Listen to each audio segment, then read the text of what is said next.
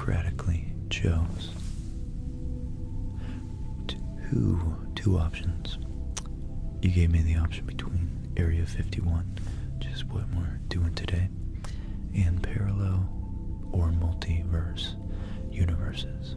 So I really actually liked both of those ideas. But Area 51, I don't know, has a little more spectacle to it. So let's see what we can find out about it.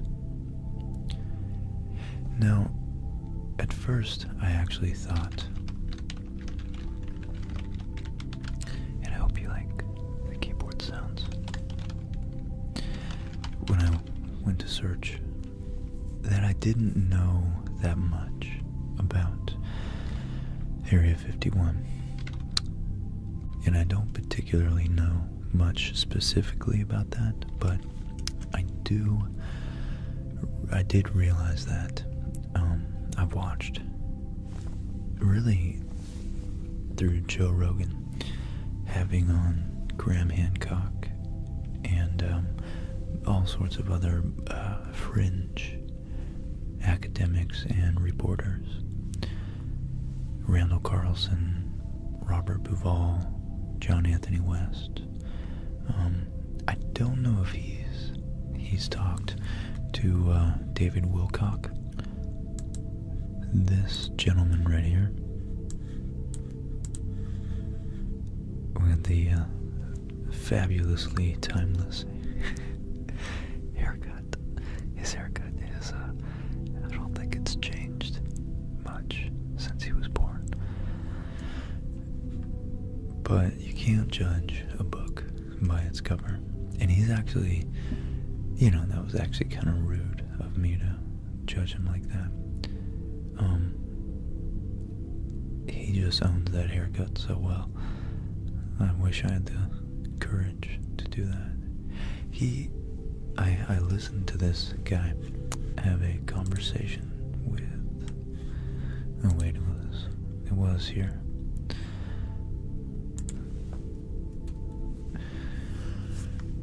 With Graham Hancock about, well, it's funny, it's the meeting of the cocks, I guess, about, well, the origin of humanity, secret origin. And there's a whole rabbit. I'm gonna really try hard to stay on track. I'm just trying to give you a context for my understanding of this. So, Graham Hancock is a journalist and author, and he writes anything about things, fiction and how do you, the threshold of nonfiction. He tries to accumulate facts in some of his books and extrapolate from them and posit, potential origins of humanity and more mystical elements of history, such as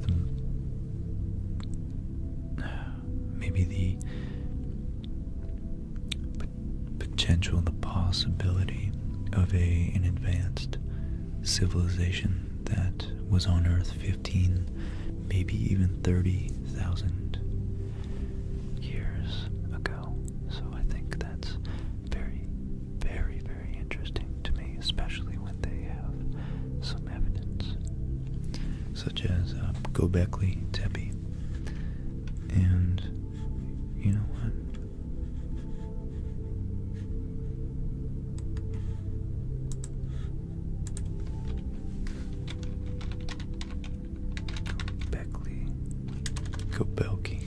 Göbekli Tepe.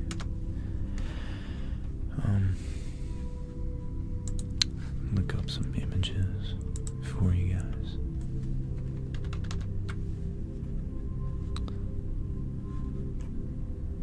Which is one of the few sites to actually be verified by credible academic geologists and archaeologists to have been 10,000 years old. So 10,000 years ago in Turkey, which is not, of course, is modern day Troy. It's not, probably only a couple 100 miles away from where we think Troy was. 9,000 years after this, mind you. So it's definitely no wonder that perhaps the Trojan Wall claimed to be built, as we're learning in our expedition through the Odyssey, the adventures of Odysseus, that Poseidon himself built the Wall of Troy, which you can't imagine people would come to believe if they A, had no real written history, and B, had no scientific perspective of the world, and the world was more a blend of metaphors and religious imagery and a living world, really, that was very much infused with spirituality. So it wouldn't be a stretch for them. I really want to sound like Chicho right now. Chicho was awesome, and he just makes me feel like him, like he's saying right. It wouldn't be a stretch, right, to assume that these people during 1000 or 1500 BC looked back 8,000 years, and of course, knowing Göbekli Tepe had all this acres and acres and acres of these huge monoliths. It wouldn't be a stretch to think that perhaps in their view humans were less likely than gods to have actually created these monuments and therefore their own walls. And like many cities, maybe Troy was built and razed, pillaged, plundered, and destroyed, and then rebuilt on top of its ashes. No doubt intimately connected with the imagery of the phoenix. So, Area 51, which I might not call this episode Area 51, because so far 10 minutes have gone by and I haven't talked about it. I just want to say that I think there's a blurry line between where fringe,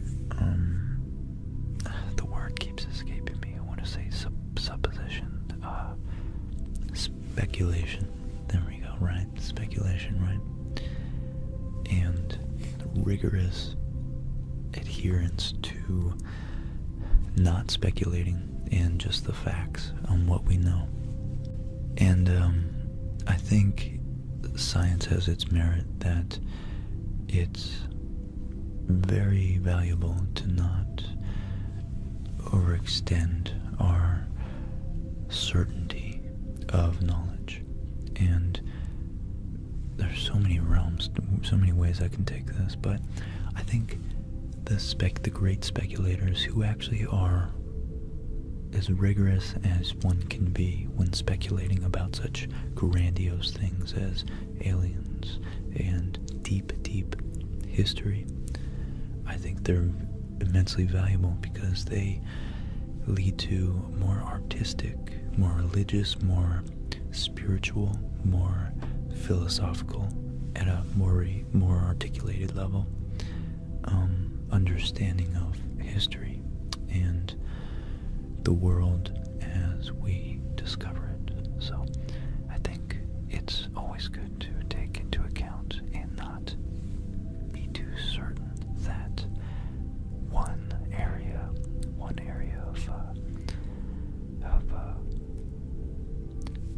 exploration is sufficient explain the whole world. So,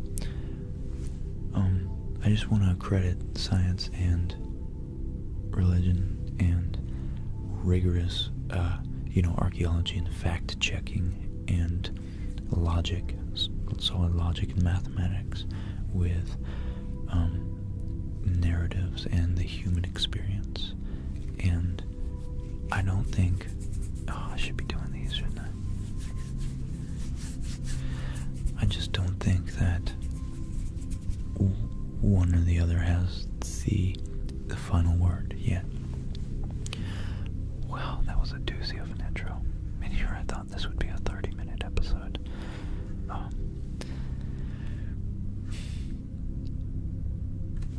So, in the middle of the barren Nevada desert, there's a dusty, unmarked road that leads to the front gate of Area 51. It's protected by little more than a chain-link fence and a boom gate and intimidating trespass signs. One would think that America's much mythicized top-secret military base would be under closer guard. But make no mistake, they are watching. Beyond the gate, cameras see every angle. On the distant hilltop, there's a white pickup truck with a tinted windshield on everything below, peering down on everything below. Locals say that the base knows every desert tortoise and jackrabbit that hops the fence. Others claim that there are embedded sensors in the approaching road.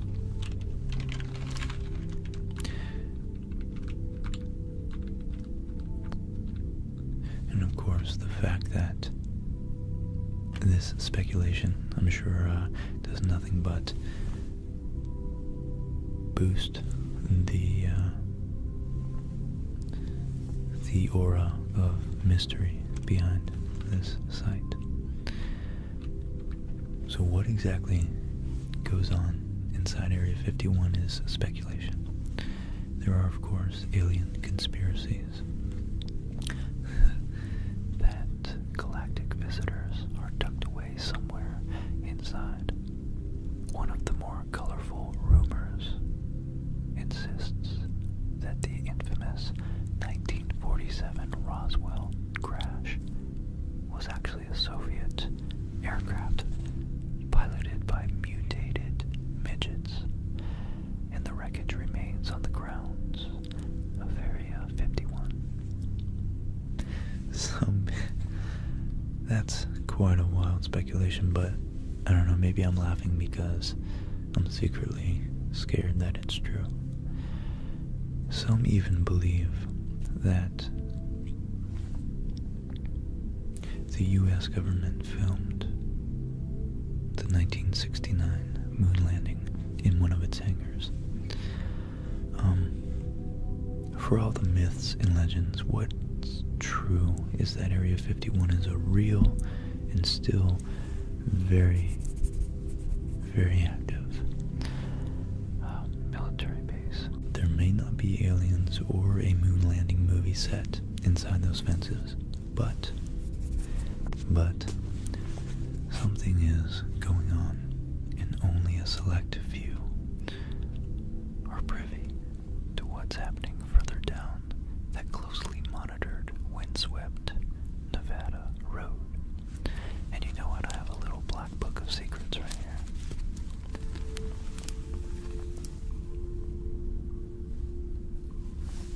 Hold on one second, there we go. It's very, very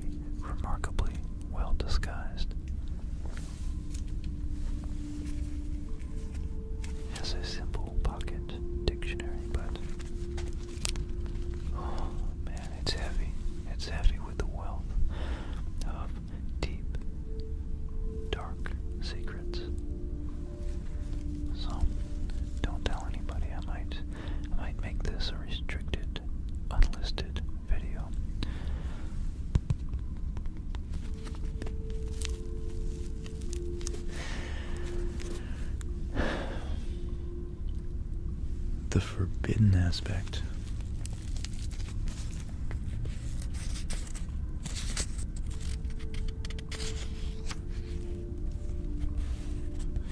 There are so many words in here.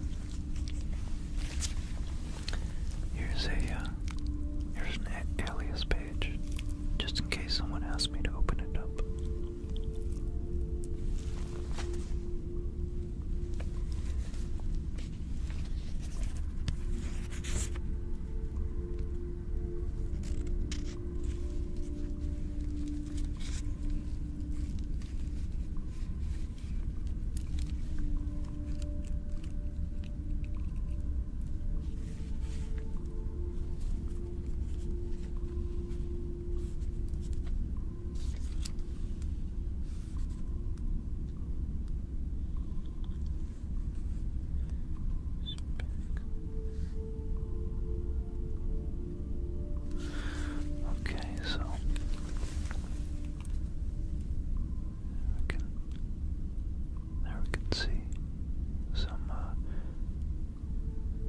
Indecipherable text. It looks normal, but really it's very much encrypted. It's just there to fool you.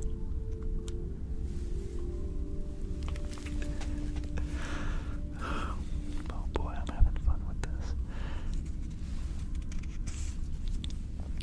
So, alright, I hate when it goes in and out.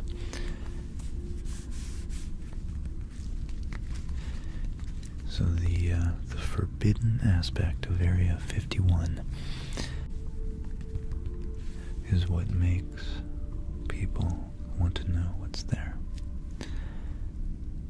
says aerospace historian and author Peter Merlin, who's been researching Area 51 for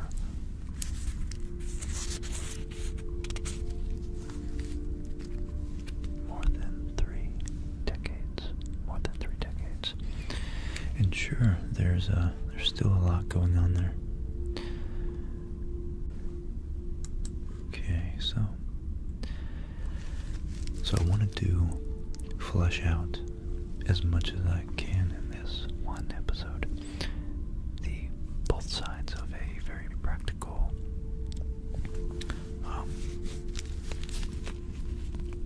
very scientific, very objective, and dispassionate, skeptical of certain skepticism view, and also a more, I would say, a more believable. It's funny because these words are very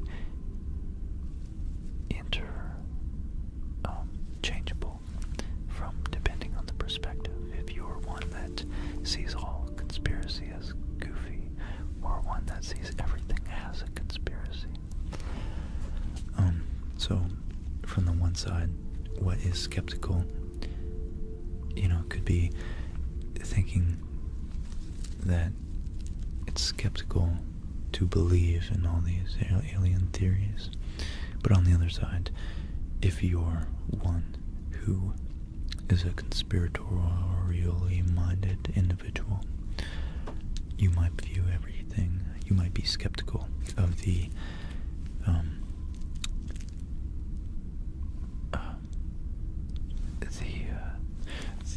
public narrative regarding the truth. The accepted narrative, I guess.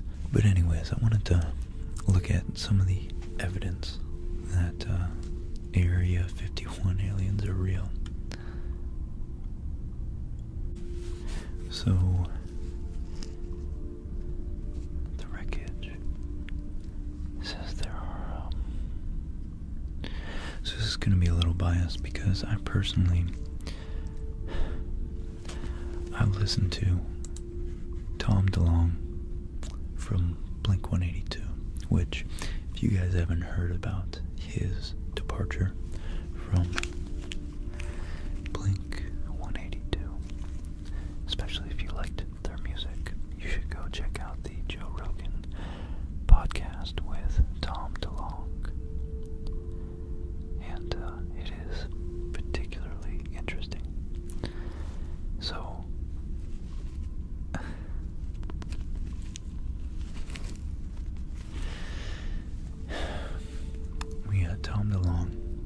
claiming very matter-of-factly that aliens are here, and they've actually, in some way or some form or another, given certain people, and it would happen like that, but nonetheless it's hard to believe, certain upper echelon people in the government, specific, very special access to their technology, to bend space, just very advanced technology.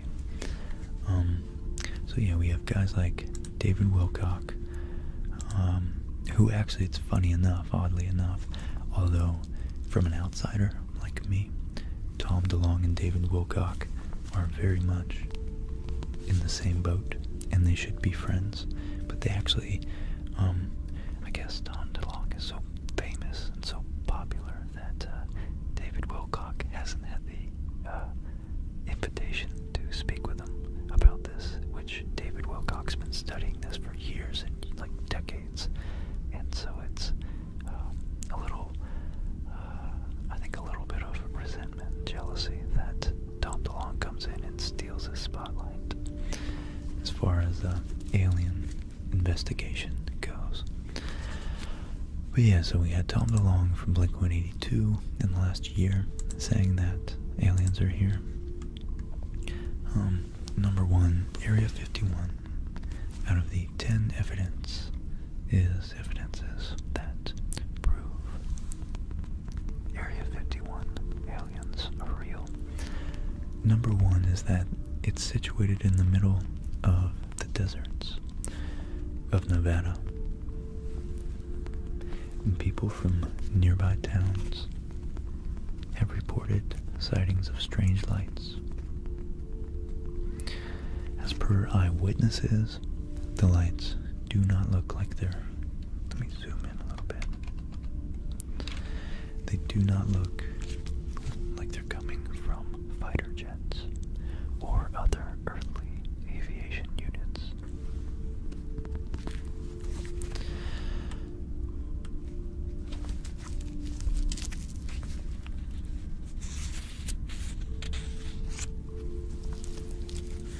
So, number two.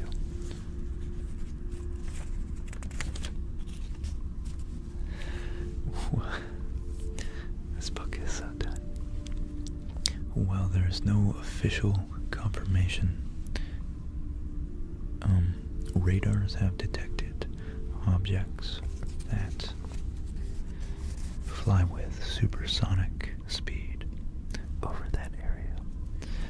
And F-16s or other Air Force planes are not supposed to fly at that speed,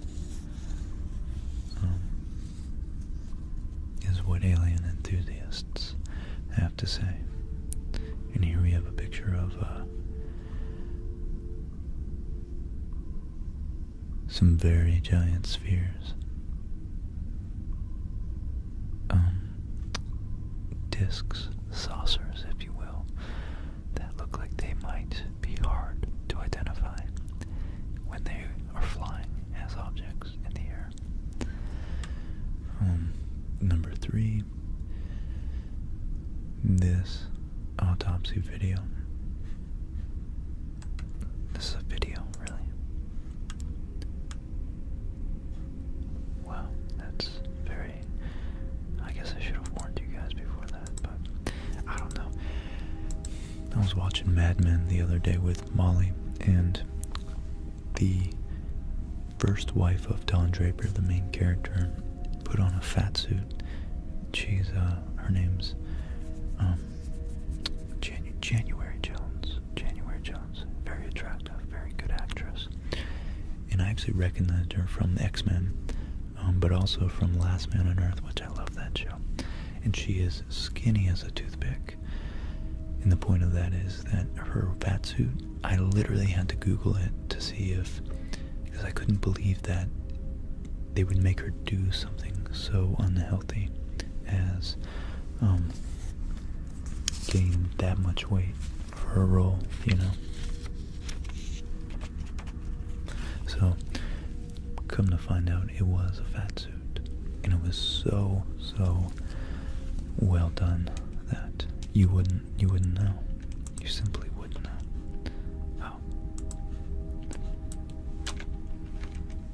I'll show you. So I think that the aliens, at least pictures of them, could definitely be manufactured.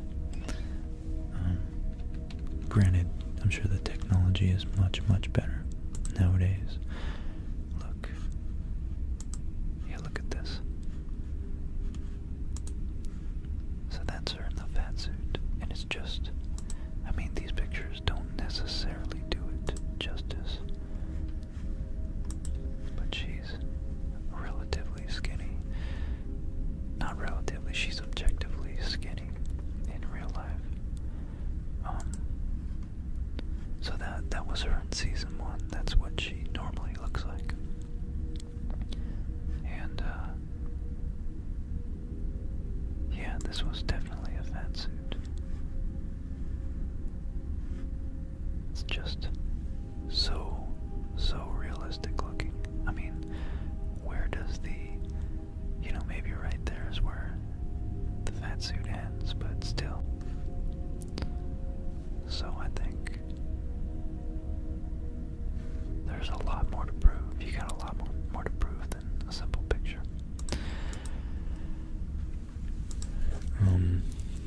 But I'm keeping an open mind because the Drake equation is pretty convincing to me that we have so many. We just have billions and billions of stars in our galaxy alone, just our galaxy, and they think trillions of galaxies. We'd be pretty darn special if we truly were the only sentient beings out there. So I just think a lot of this is hopeful, and I also think that it distracts from putting forth genuine effort to make the world that we do know exists and the people we do know are real and suffering, really suffering, and assuaging their suffering, So I'd like to focus on what we do know before we start speculating about conspiracies, but nonetheless I do think it's fun. So the corpse of the alien is believed to have been collected from the crash site. They came in and they grabbed his shirt and ripped it off and collected him. Number 4, the crash remains of Roswell.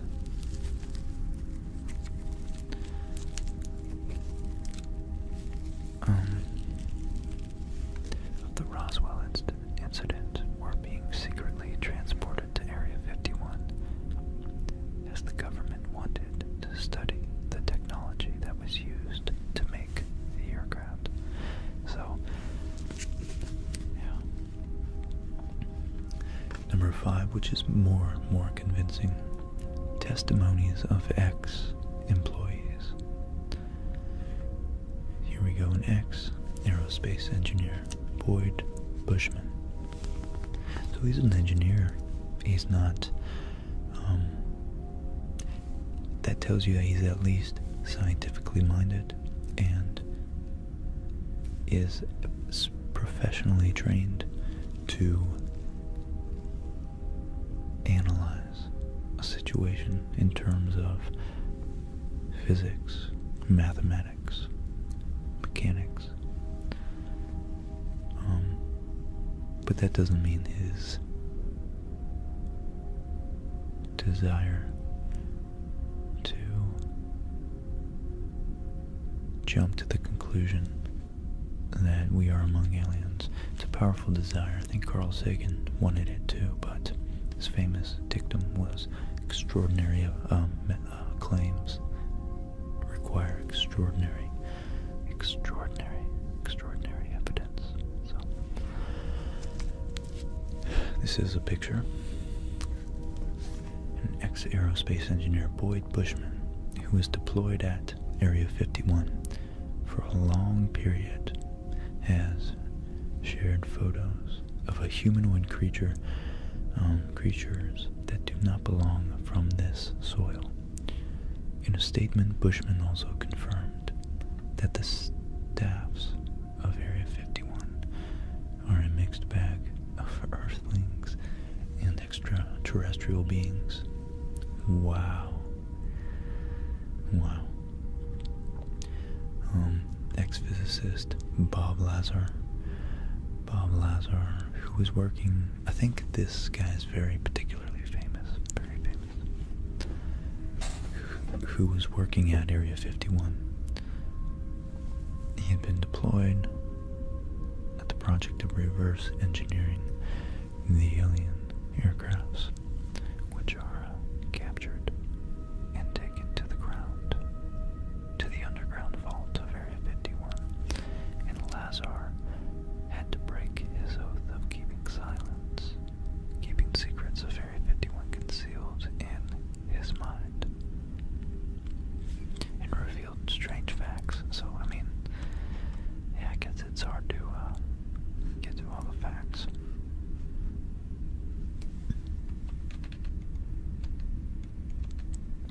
And here, if we zoom in, it says the collocated structure, a shell 15 centimeters thick, a waveguider, a positron emitter, a gravity amplifier head,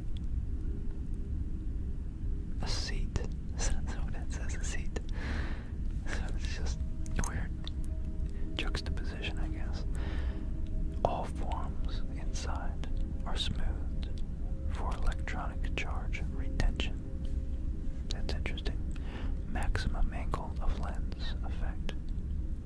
Wow, okay. Rings. See, this is the type of stuff that convinces me. So, but again, I think Carl Sagan was a great example to follow when being skeptical. Gravity waveguides. Focus ring stacks, same thing. Millimeter electromagnetic waves pulsed through the shell casing, and the extent of hull structured as metallized waveguide. Interesting, very interesting. Wow. And honestly, an alien interstellar, or at least, interstellar spaceship, it does make sense that to deflect the maximum amount of debris to be most aerodynamic and particle dynamic, I guess, space dynamic, you would want the edge to be as small as possible, the leading edge, and then taper up from there, so that the particles, it can slice through a field of particles. Let's back out a little bit. So number 7, there are video footages that show an ex-engineer working from Area 51 claiming that there were 4 live aliens who used to be stationed at Area 51 and worked alongside humans in the flying tasks of strange-looking aircrafts of futuristic designs. The engineer had worked there from 66 to 79, 1979. Okay, so in July 2014, a tourist named Sandra reported the sighting of a real UFO over Area 51. She had filmed the UFO's flight while she was traveling through the desert and was recording the area in her movie camera from the bus window. She spotted something fly real fast before she could even react. Then the object was gone.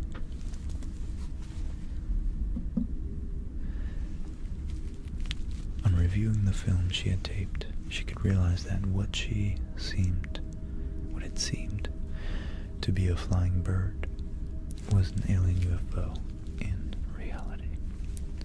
In reality.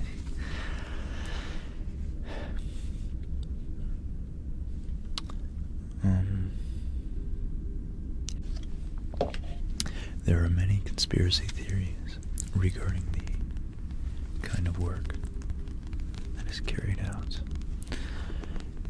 Until 2013, the government never acknowledged the very existence of something called Area 51, although it was an open secret since for decades.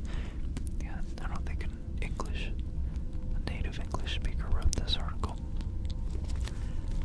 So many varied theories about the purpose of Area 51 make it very easy to believe that the base actually serves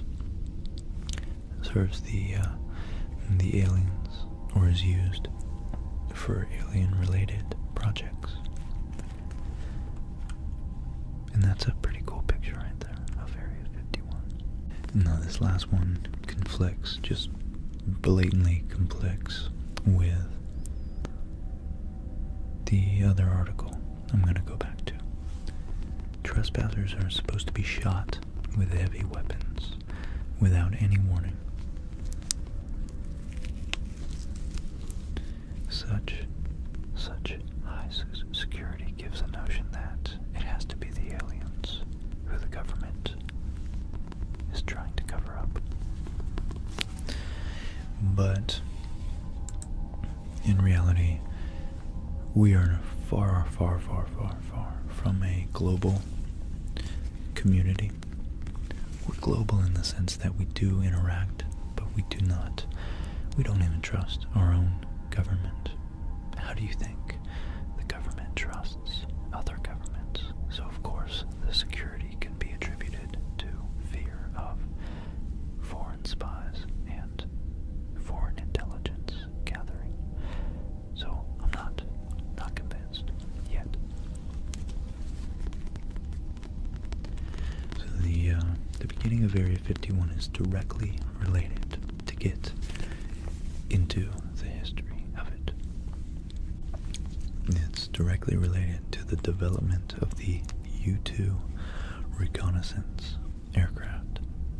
After World War II, the Soviet Union lowered the Iron Curtain around themselves and the rest of the Eastern Bloc, creating a near-intelligence blackout to the rest of the world.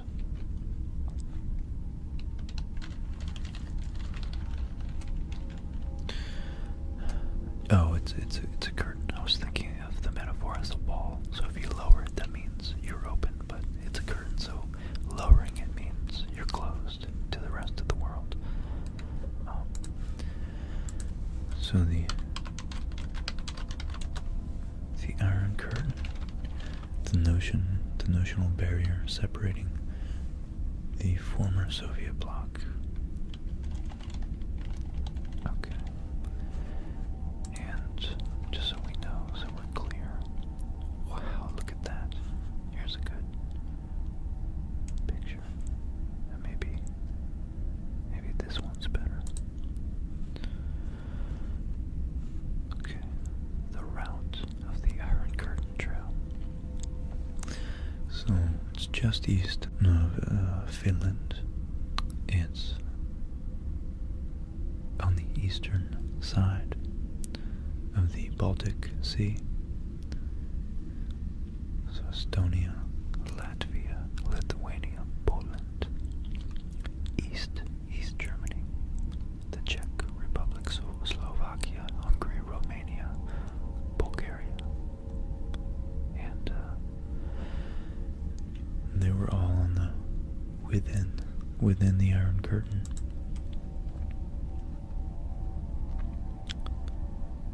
Wow. Okay. Very interesting.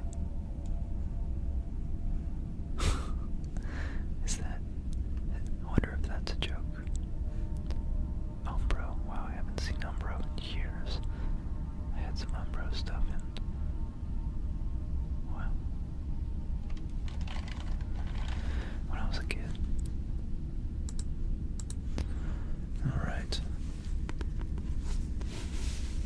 when the Soviets backed North Korea's invasion of South Korea in June 1950, it became increasingly clear that the Kremlin would aggressively expand its influence. America worried about the USSR's technology intentions, and ability to launch a surprise attack, only a decade removed from the Japanese attack on Pearl Harbor. So, anybody old enough, let's see, I start remembering things from when I was about maybe 8, in terms of like understanding more wide, not political, but more national and global events that happened. So anybody maybe born, or an intelligent kid born before that, later than that, but maybe 1993, definitely remembers some shape, some form of 9/11. And I like to put it in perspective. I like to put it in perspective of, 10 years. 1945 and 1955, or 1940 and 1950, is the same as 2001 to 2011. So, just, it's interesting to reference modern events and have a connection between those two times. So in the early 50s, the U.S. Navy and Air Force sent low-flying aircraft on reconnaissance missions over the USSR, but they were at constant risk of being shot down. In November 1954, President Eisenhower approved the secret development of a high-altitude reconnaissance aircraft called the U-2 program. And one of the first orders of business was to track down a remote, covert location and training for training and testing. So they found it in the southern Nevada desert, near a salt flat known as Groom Lake, which had once been a World War II aerial gunnery range for the Army Air Corps pilots.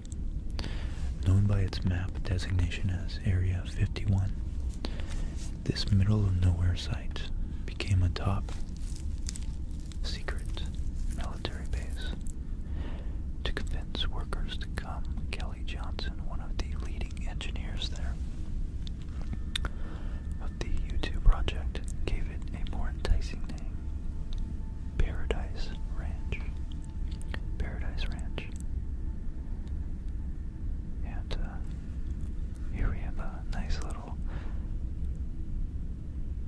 I wonder where that font came from. Maybe some early sci-fi movies.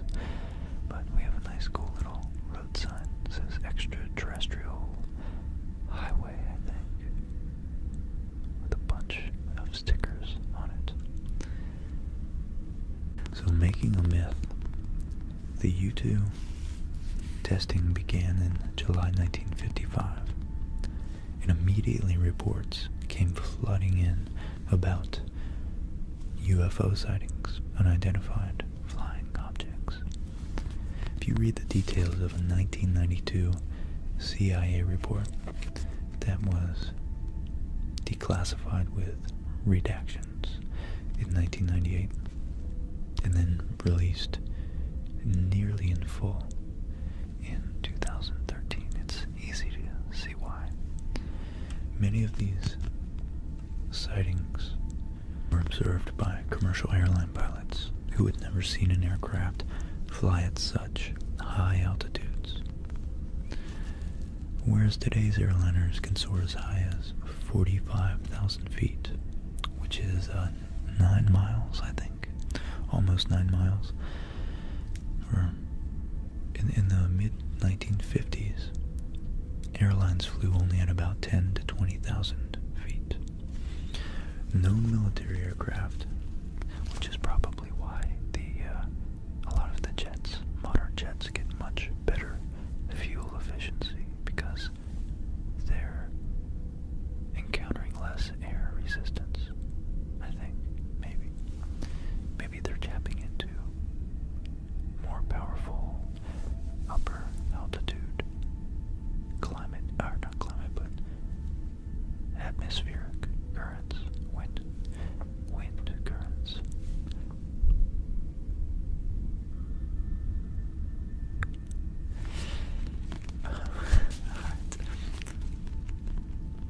So, known military aircraft could get to 40,000 feet, but 60,000 feet would have been crazy.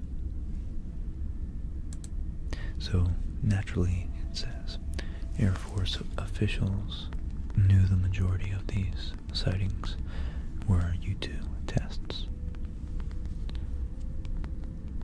Oh, is that where the band name comes from? I just put that. I just connected that. I wonder.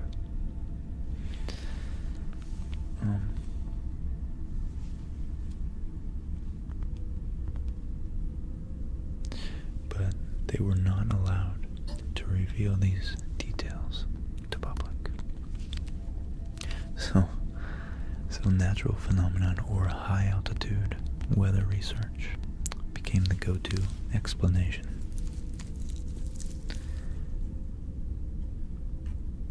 What's also interesting about the most recent 2013 report is that it confirms Area 51's existence, while the 1998 version does have significant redactions when referencing the name and location of the U-2 test sites. The nearly unredacted version from 2013 reveals much more, including multiple references to Area 51, Groom Lake, and even a map of the area.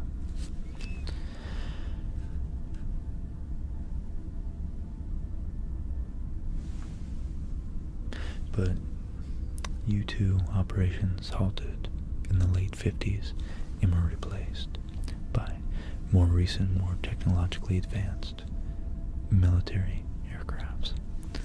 Of course, over the years, the A-12 and numerous stealth aircrafts like the Bird of Prey, the F-117A, and the Tacit Blue have all been developed and tested out there.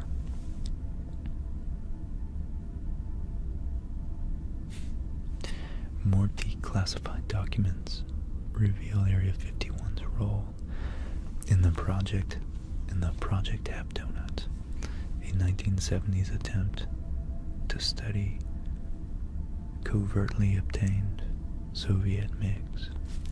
Wow.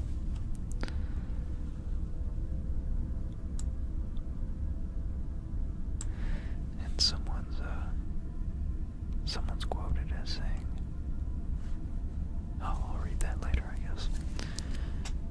So our resident aerospace historian Peter Merlin says they flew them over Area 51 and pitted our own fighters against them to develop tactics against the MiGs. And they learned that you can't outturn it, but you can outrun it. And it's still going on today.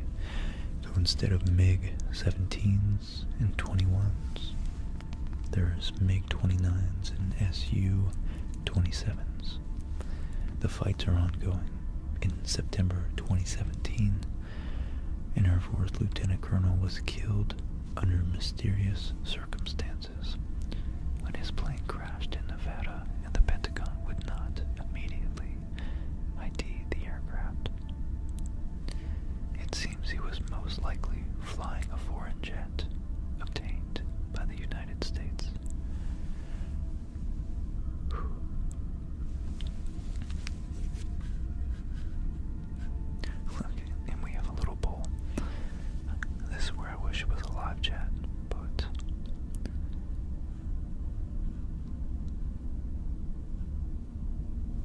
going to say experimental plane testing.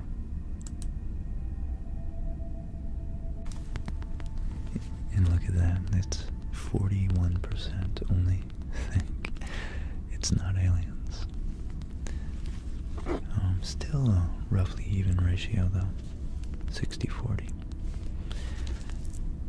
So in 1989, the year I was born, alien conspiracies gained ground when Bob Lazar claimed in an interview on Las Vegas local news that he'd seen aliens and had helped to reverse engineer alien spacecraft while working at the base. Many have disregarded this as fiction and are even offended at the notion that, including Merlin, who has spent years talking with the former Area 51 engineers and employees, angered by all the fuss about ETs. Merlin says some are even mad because they worked on these things and they built these amazing planes. This is actually Earth technology, and you got folks out here claiming it's extraterrestrial when it's really good old American know-how.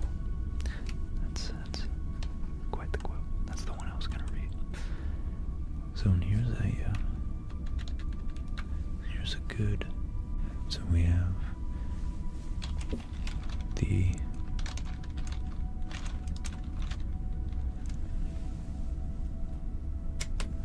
aircraft here.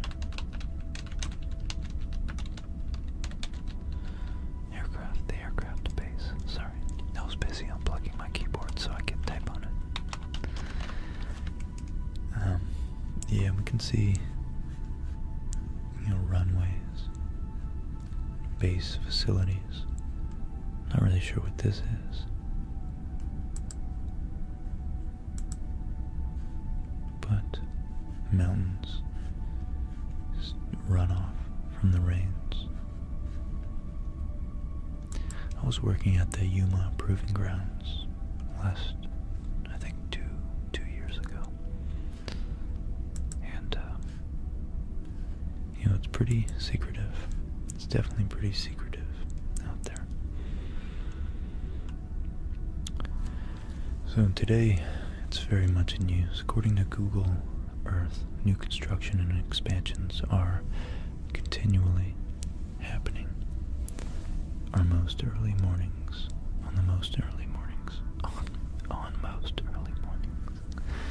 Eagle eyes visitors can spot strange lights in the sky moving up and down.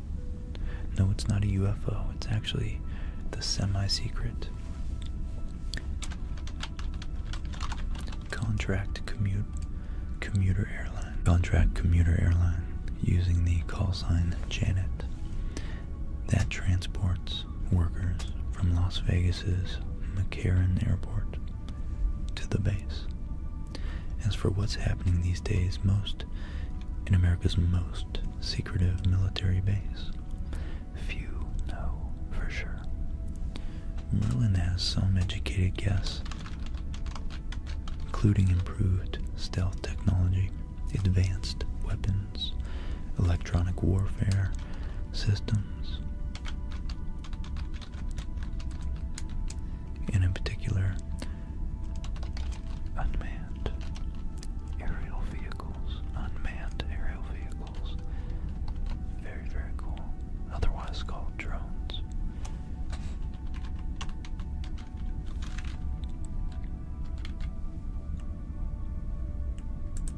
And then other classified aircraft. And the more exotic forms, I like that, of radio communication. Probably different ways of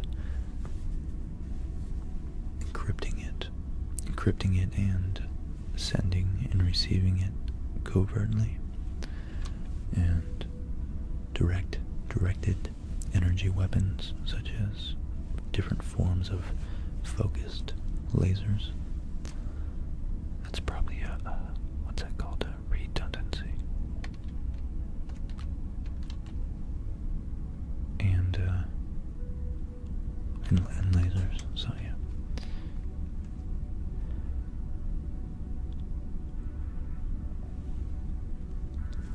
yeah, Merlin hits it on the head. Anytime, at the most basic level, psychologically, anytime you have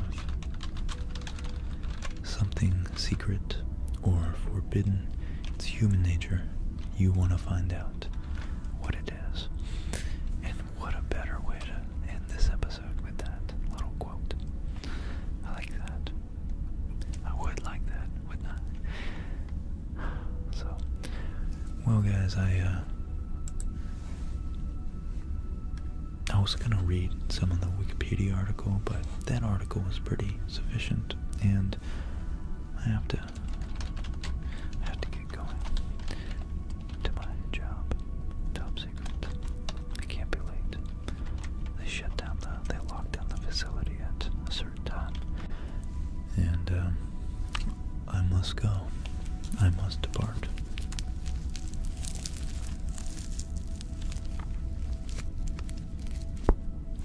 So, my friends, thank you once again. Thank you to everybody who comes out. You guys show so much support, and I don't know, you guys keep the channel alive. I love it, and I'm so grateful for every single one of you. I wouldn't be doing this without you, so thanks for the democratic suggestion of this awesome video topic. I do love exploring these when we get to speculate. I love speculation, so I look forward to many more, and I hope each and every one of you sleep extra well tonight. And as always, I want you to wake up feeling refreshed, a good night's sleep. If you went out drinking last night, drink plenty of fluids, and try not to do it for a couple days. Clear your mind. Eat some good, healthy, fresh, non-preservative food. And I say that because Molly's been getting me to eat good, and I do notice it. I really do. You guys are all great, and I hope you tackle the world with as much piss and vinegar. I don't know what the phrase is, but I hope this helps you get enough restful, deep sleep to just go out there and be that person that you want to be. You know, fake it until you make it, and that's the only advice I could give you. I think each and every one of you, especially that I've gotten to engage with a lot of you on this channel, you all have something going for you in a very special